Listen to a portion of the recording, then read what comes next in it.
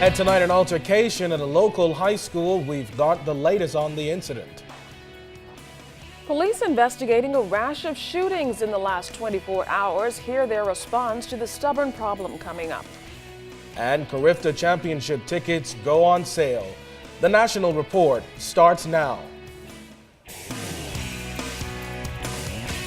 Now in HD.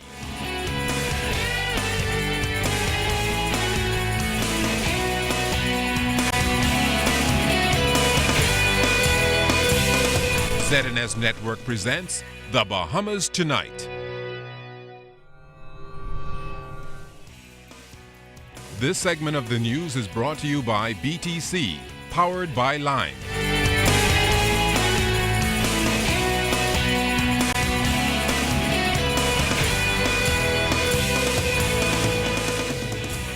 Good evening, everyone. I'm Keishla Adderley, and welcome to the Bahamas Tonight. I'm Kendino Knowles, as always. It's good to have you with us. A physical altercation between a female student and female teacher at the S.C. McPherson Junior High School is under investigation tonight. Eyewitnesses tell us that it all unfolded before the morning break. Jiminita Swain was on the campus today to find out what happened before things escalated.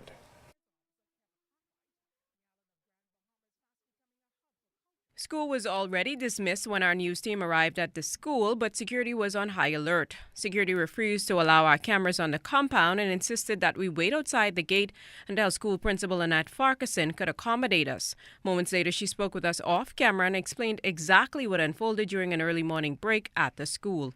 There was an altercation on the campus this morning. It did happen at break time, and the child was not where she was supposed to have been. All right, and if the child had followed rules and regulations, none of this would have happened. None of this would have happened. The teacher was in her class doing what she should have done, and the child just actually, had a bad lapse in judgment. Ms. Farquharson says both parties were treated at a local clinic as is protocol. She said the school was not on lockdown at any point today, but she did meet with the staff to update them. It's standard procedure that we go and have them checked out by the doctor or the clinic to make sure nothing is wrong, okay? I don't let anything happen per chance because we're not medical expertise on the school compound.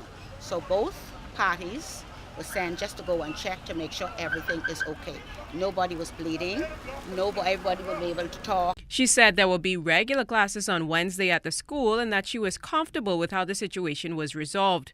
One parent who did not want to talk on camera questioned how administrators could prevent teacher-student incidents. She says one solution was supposed to be police in the schools, but that has not worked. Moments before we left the school, a police car pulled up. Incident happens in any environment. It's only how we deal with the matter. All right, and I was happy to say that we were able to deal with the matter, and the parents understood, the teacher understood, and we're looking forward to things to be even better. School principal Ms. Farquharson assures that this is just an isolated incident. As for disciplinary action towards the student, she says she will make her recommendations and the Ministry of Education will have the final say. Jiminita Swain, ZNS Network News. A man wanted in connection with a recent murder is dead tonight, the victim of an overnight shooting. But that wasn't the only shooting incident that police would be investigating. Andrew Knowles has details of the series of shootings. Police say Monday night's murder of a 24-year-old male of southern New Providence is linked to last week's murder of Shervano Dean. In fact, while officers have not released the identity of the victim, Central Detective Unit Superintendent Paul Roll says the man was wanted for Dean's murder. We're told authorities were looking for the suspect last night, but that search would end prematurely. At 9:15 p.m., police officers receive a call of a male lying in the street at West End Avenue. This is off Market Street.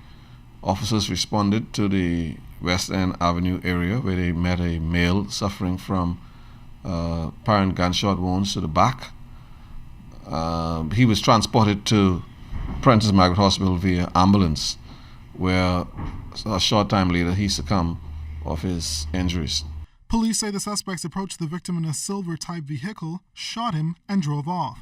Rolls says they're already onto some leads. We believe that is linked to the other murder, so that's a starting point for us. So, regards with those leads, we are going to be following those and identify the players with that and bring all of them into custody shortly.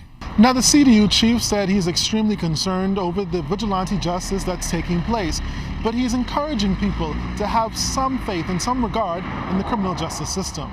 We have a criminal justice system, which I have every confidence in, and it works.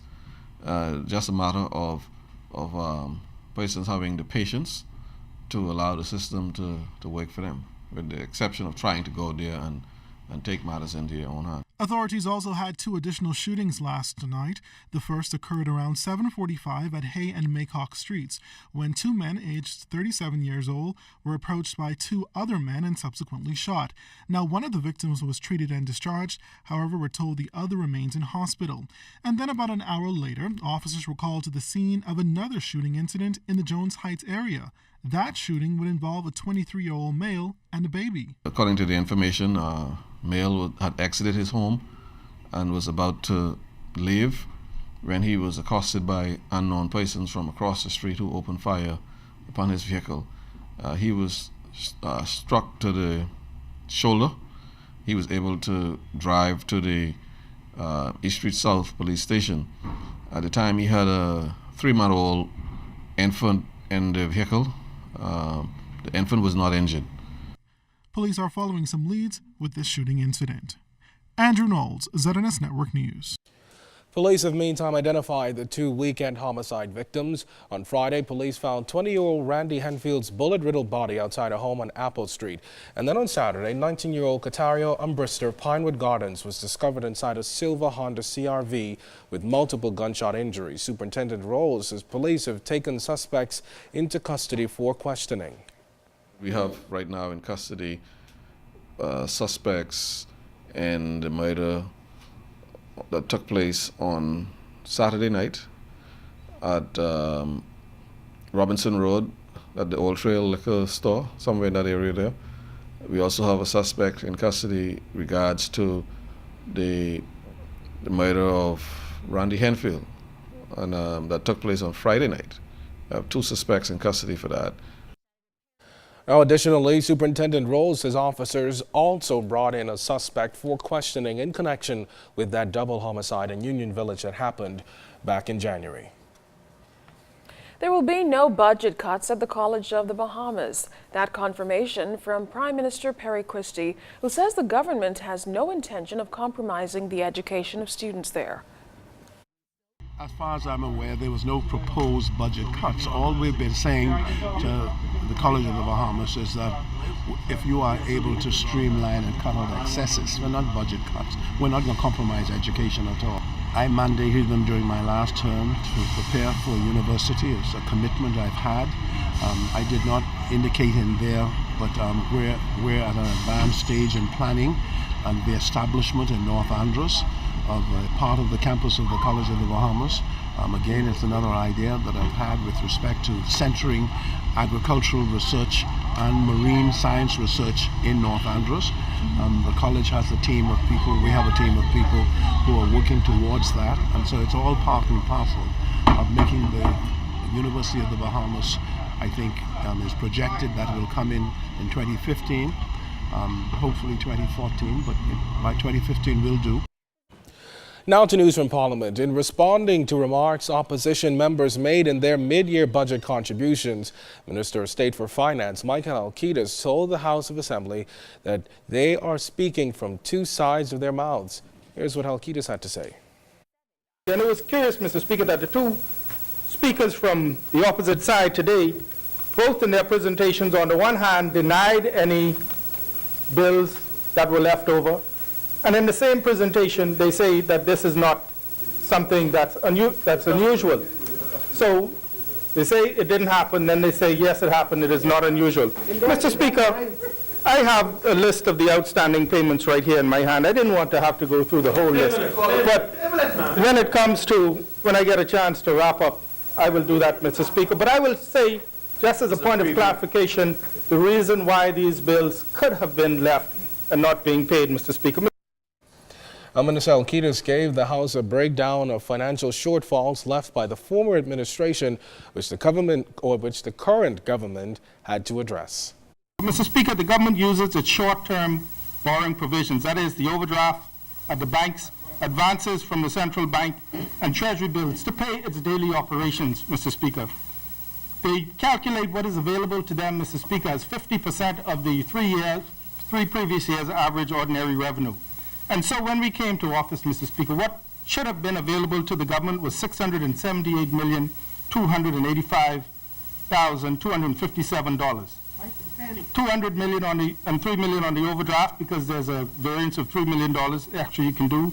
$339,142,629 treasury bills, and $135,657,051 advances from the central bank.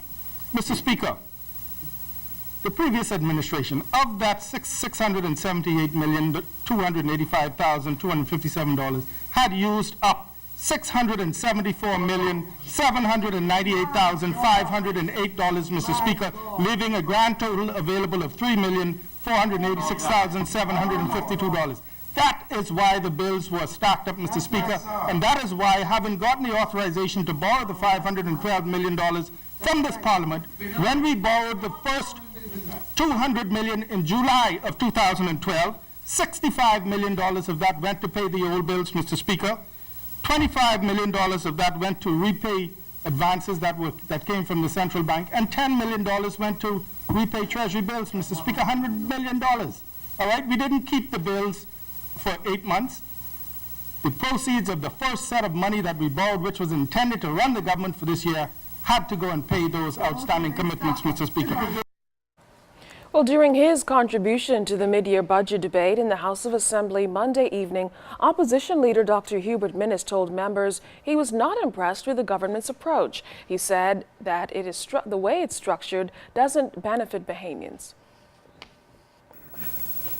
In their budget report, this government tells the Bahamian people that the economic and fiscal development in the first half of 2012-2013 fiscal year have been less favorable.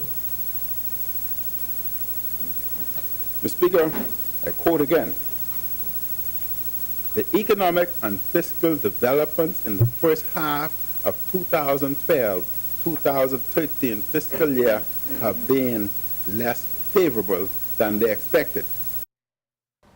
The Broadcasting Corporation of the Bahamas has taken grave exception to the misleading and harmful depiction of two of its employees in a news story appearing on the Cable Bahamas Nassau Guardian's NB12 newscast on Monday, February 25, 2013. According to a statement released by the BCB today, the story focused on the press conference held by the Leader of Her Majesty's Opposition, the Honorable Dr. Hubert Minnis, concerning the 2013 mid-year budget communication. The NB12 reporter repeated assertions made by Dr. Minnis concerning government hiring following the 2012 general elections. The script read as follows. Dr. Minnis said that upon taking office, the Christie administration went on a hiring spree, an act he says wrong-sized many government corporations. The release went on to point out that the accompanying video in the passage included video of ZNS employee and co-anchor of the Bahamas Tonight, Candino Knowles, and reporter Charisma Robinson, also a ZNS employee. Now, the following shot was an exterior shot of the Bahamas Electricity Corporation and didn't include any BEC personnel. The release added that while the Broadcasting Corporation of the Bahamas acknowledges additional hires were made in 2012 to accommodate the transition to full digital status and expanded programming initiatives, it is of serious concern when individual employees are misrepresented as being political hires. The editorial decision by Cable Bahamas news producers went far beyond journalistic responsibility and ethics, according to the release. The statement also points out that the result is the implication of political patronage in the case of the hires, Candino Knowles and Charisma Robinson, which is incorrect and unfair. The Broadcasting Corporation of the Bahamas advertised widely its vacancies in the newsroom and received applications and resumes from a number of journalists, including many from Cable Bahamas, the release points out. Mr. Knowles and Ms. Robinson were hired on the merit of their experience, education, and expertise, the release points out, and that their individual politics is not the business of this corporation corporation and was never a determining factor in their eventual hiring. Now, the release added that as professional colleagues, the decision makers at Cable Bahamas and the Nassau Guardian should appreciate the dangers professionally and personally to reporters being identified along political lines. Now, the report concludes that report was unfair, inaccurate, and misleading, and that the corporation condemns it in the strongest terms. The Chinese Year murder trial has started. Hear testimony coming up.